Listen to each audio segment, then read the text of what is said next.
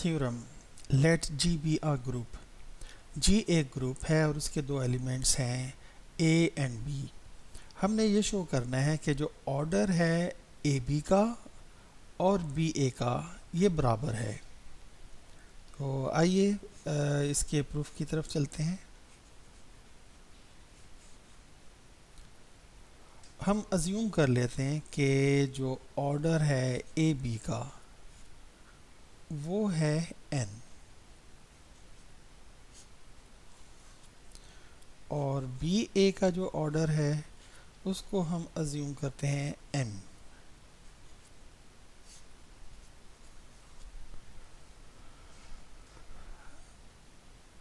From equation 1 यहाँ से इसको लेके चलते हैं कि ए बी जो है उसके पावर एन है और ये आइडेंटिटी ई के इक्वल है। अब देखें ए बी की पावर एन का मतलब है कि ए बी जो है ये एन टाइम्स अपने आप से मल्टीप्लाई हुआ है। तो ये कितने फैक्टर्स बन गए, ये इसके एन फैक्टर्स हैं। एन टाइम्स ये अपने आप से मल्टीप्लाई हो रहा है। अच्छा आप देखें कि चूंकि एसोसिएटिव लॉ होल्ड करता है लिहाजा हम अगर हम ए को बी को इससे मल्टीप्लाई कर दें जो इधर एलिमेंट्स हैं उनसे, तो ऑर्डर ऑफ मल्टीप्लिकेशन चेंज हो सकता है क्योंकि ये ग्रुप के एलिमेंट्स हैं और ग्रुप के अंदर जो है एसोसिएटिव लॉ होल्ड करता है। अब हम क्या करते हैं कि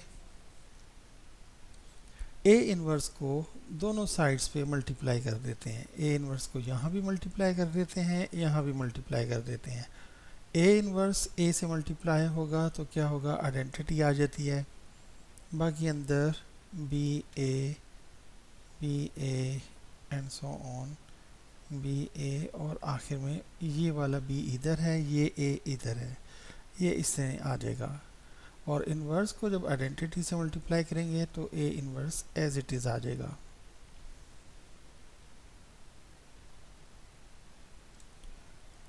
अब ये जो है आइडेंटिटी से मल्टीप्लाई हो रहा है तो ये एज इट इज़ आ जाएगा।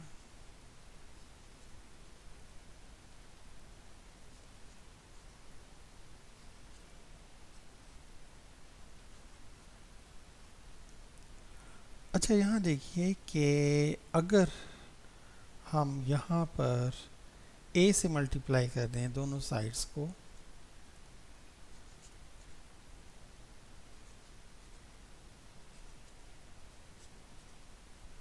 राइट साइड से ए को मल्टीप्लाई कर दें दोनों साइड्स पर, तो अब आप देखें कि आपके पास ये B A B A B A B A हो जाएगा। और ये कितने टाइम्स हैं, ये एन टाइम्स है क्योंकि एन टाइम्स हमने इनको मल्टीप्लाई किया था। तो आपके पास ये बी ए जो है एन टाइम्स मल्टीप्लाई हो रहा है तो ये इसकी पावर बन जाएगी। और ए इनवर्स ए से मल्टीप्लाई हो रहा है तो ये आइडेंटिटी आ जाएगी।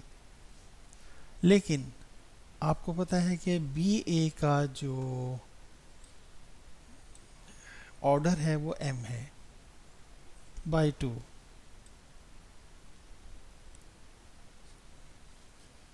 बाई 2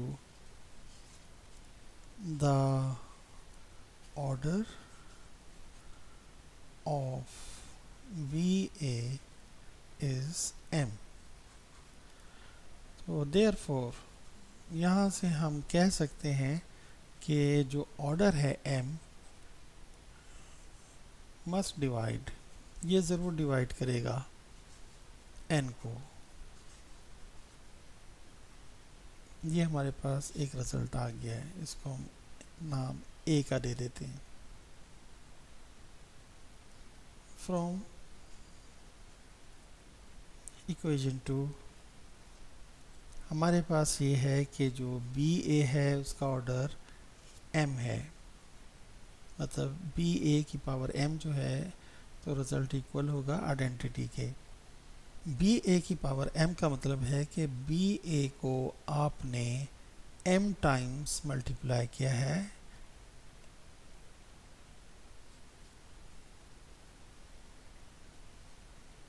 तो हम लिख देते हैं कि ये m फैक्टर्स, यानी बी ए को बी ए से m टाइम्स मल्टीप्लाई किया है।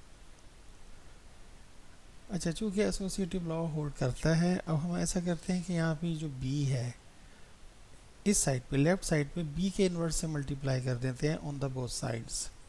b इन्वर्स अंदर जो है B A and so on B A, और यहाँ पे b इन्वर्स आइडेंटिटी। तो अब एसोसिएटिव लॉ होल्ड करता है, ग्रुप के एलिमेंट हैं, तो लिहाजा ये b इन्वर्स b, ये ऑर्डर ऑफ मल्टीप्लिकेशन चेंज कर देंगे। पहले ये b इन्वर्स b से मल्टीप्लाई होगा, बाद में वो मल्टीप्लाई होगा अंदर।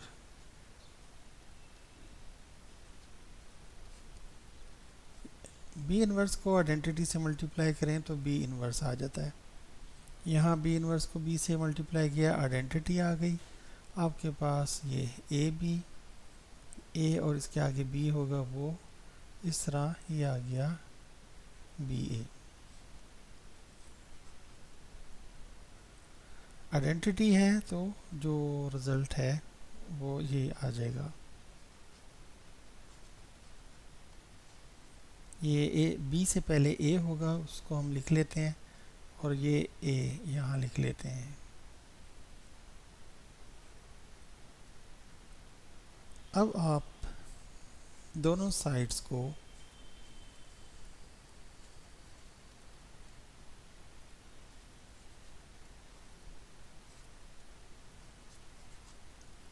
b से मल्टीप्लाई करते हैं, तो अब आप देखेंगे कि ये जो a था इसके साथ b ये आ जाएगा। एसोसिएटिव लॉ होल्ड कर रहा है, लिहाजा हम ऑर्डर ऑफ मल्टीप्लिकेशन, मल्टीप्लाई करने की तरतीब चेंज कर सकते हैं। तो पहले a जो है b से मल्टीप्लाई होगा, फिर जो आंसर आएगा वो अंदर बाकियों से मल्टीप्लाई होगा। यहाँ b इन्वर्स b जो है ये आइडेंटिटी आ जाएगा। अब आप देखें A B into A B into A B, ये कितना है, m फैक्टर्स, m टाइम्स है। तो इसका मतलब ये हुआ कि ये ए बी जो है इसकी पावर m बन जाएगी, and it is equal to identity. But from equation 1 the order of A B is n। यहाँ पर लग रहा है कि ए बी की पावर m है और रिज़ल्ट आ रहा है आइडेंटिटी के इक्वल, इसका मतलब है कि इसका ऑर्डर m होगा। लेकिन हमारे पास पहले ही से हमने जो अज्यूम किया था उसके मुताबिक ए बी का ऑर्डर n है। तो बाय थ्योरम अगर ऐसी सिचुएशन हो जाए कि कोई और इंटीजर भी ए बी एलिमेंट की पावर ले और आइडेंटिटी के इक्वल आ जाए, तो हम कहेंगे कि जो ऑर्डर है उस नंबर को डिवाइड करेगा। सो n जो ऑर्डर ऑफ ए बी है मस्ट डिवाइड m। इस रिज़ल्ट को हम b कह देते हैं। अब यहाँ देखिएगा कि एक रिज़ल्ट हमारे पास ये आया था कि m must divide n, m जो है वो ज़रूर n को डिवाइड कर रहा है, ये रिज़ल्ट a है। और जो रिज़ल्ट b निकाला है वो कहता है कि n मस्ट डिवाइड m। तो a और b रिज़ल्ट्स के मुताबिक अगर a b को और b a को डिवाइड करे तो it is possible by result a and b, हमारे पास ये चीज़ उसी वक्त पॉसिबल है जब m और n इक्वल हों, जब m n को डिवाइड कर रहा हो और n m को डिवाइड कर रहा हो। तो ये उसी वक्त होता है जब m और n दोनों बराबर हों। तो यहाँ से साबित हुआ कि जो ऑर्डर ऑफ बी ए जो कि m है ये बराबर है ऑर्डर ऑफ ए बी के जो कि n है। तो यही हमने प्रूफ करना था, हैंस द प्रूफ।